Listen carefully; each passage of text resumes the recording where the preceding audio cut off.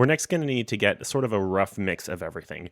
The different students are going to be different distances from their microphones. Some are going to be using different devices that are going to record at different volumes. And so everything's going to sound probably a little disjointed. So we want to make sure everything's at a generally good level. So the first thing I'm going to do is I'm going to mute the guide track. So I can just do that by hitting V.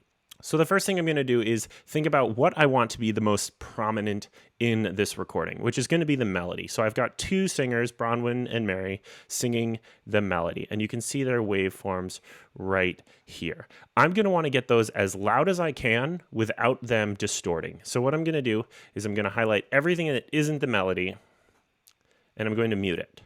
Okay. And I'm just going to highlight this melody, and I'm going to get it to be as loud as I can by turning the volume up until it starts to distort. So you can see the waveform here, and you can do this two different ways. You can either click and drag that little blue bar up or down, and I find this to be a little bit challenging because sometimes you try and bring it up one and it ends up coming down like several. So what I like to do is go over here to the top right corner, and these are all the different attributes of the clip. So I'm going to hit the sound. And I'm going to be able to bring it up and down here by clicking this and just using my up and down arrow. And what's really nice is you can, if you look at where it says dialogue 1 right here, you can see the red of the peaking show up. So where it's turning red, that's going to start to distort. So I want to basically just get it until I see no red.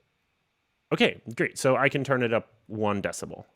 Maybe 2. Looks like it starts to distort there. All right, now let's go to Mary's clip, and we're going to see her content over here. It's going to take a moment for that to show up. Excellent. And now we can turn the volume of this up until it starts to distort. So let's put it at 11. So Bronwyn was probably a lot closer to her microphone than Mary was to hers. So let's just listen to see how those sound. I think we could do it if we tried, if only to say you're mine. Sophie, I know that you and I shouldn't feel like a crime. That sounds awesome. So that's going to be basically my gauge for how loud everything else should be. So I want melody to come out nice and clear, and then I don't want other things to overpower it. So if I have, say, a guitar that sounds too loud, and I'm going to turn the guitar down as opposed to turning the melody up, because the melody is now as loud as it needs to be.